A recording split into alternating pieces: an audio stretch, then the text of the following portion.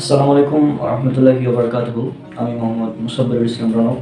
আশা করি আল্লাহ সুবহানাহু ওয়া তাআলার রহমতে আপনারা সবাই অনেক অনেক ভালো আছেন। আজকে পবিত্র কোরআনে আধুনিক বিজ্ঞান এই সিরিজের ১৬তম পর্ব, এবং আজকে আপনারা জানতে চলেছেন পবিত্র কোরআন থেকে পৃথিবীতে মোট জলভাগ এবং স্থলভাগের পরিমাণ। তো চলুন প্রথমে আমরা বিজ্ঞান কী বলে এর সম্পর্কে জেনে নিই।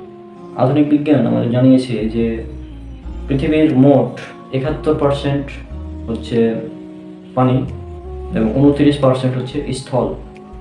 এবার পবিত্র কোরআন, যদি সম্পূর্ণ পবিত্র কোরআন পড়েন তাহলে আপনারা পবিত্র কোরআনে এই সম্পূর্ণ পবিত্র কোরআন পড়লে আপনারা সমুদ্র শব্দটি পাবেন ৩২ বার এবং স্থল বা ভূমি বা জমি এই শব্দগুলো পাবেন আপনারা মোট ১৩ বার।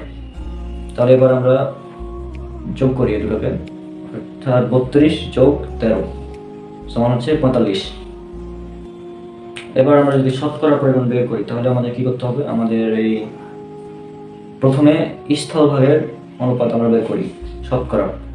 তো স্থলভাগের অনুপাত বের করার জন্য আমাদের স্থল শব্দটা ১৩, সুতরাং ১৩ ভাগ করব ৪৫, তাহলে আমরা পাবো ০.২৮৮৮ এরকম।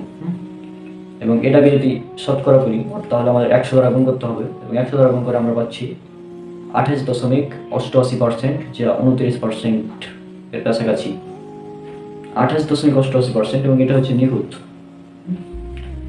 এবং আরেকটা সেটা হচ্ছে জলের পরিমাণ, সেটা যদি আমরা নির্ণয় করি তাহলে ৩২ ভাগ ৪৫ গুণিত 100, তাহলে আমরা পাই ৭১.১১১১%।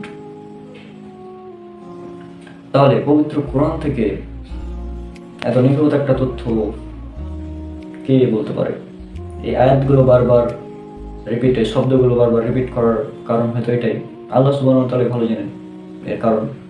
কারণ এই ভূমি এবং সমুদ্র শব্দগুলো বারবার রিপিট করার কারণে তো এটাই হতে পারে যে পরিমাণ। তবে এই ব্যাপারে আল্লাহ সুবহানাহু ওয়া তাআলা ভালো জানেন।